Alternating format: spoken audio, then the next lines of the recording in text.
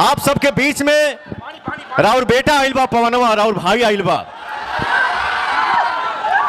तो यहाँ पे जितना भी हमार भैया चाचा आजी बाबा माई बहिन फुआ हमार बाड़ी जा, सबके पवनवा गोड़ छुके गोड़ लागता है, एगो ताली बजा के आशीर्वाद दे दी जा।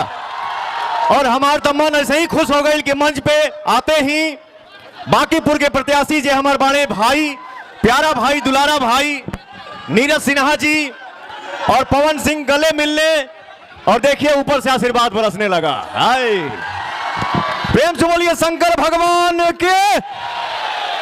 क्या बात है, आप सबकी जय, आप सबकी जय। आप हैं तो हम हैं, आप ही हैं तो सब है। कितना अच्छा लगता है। हमार बड़े भैया हमारे मंत्री जी राम कृपाल भैया जी यहाँ बानी, भैया के भी आशीर्वाद मिल रहा बा।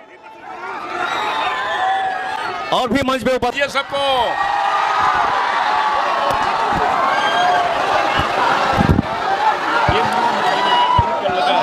ये उम्मीदवार है।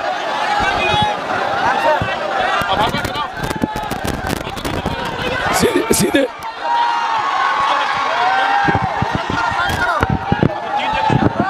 प्रेम से बोलिए सियावर रामचंद्र के। देखिए कितना अच्छा लगा था। हेलो, दिल गदगद हो गया हो भैया।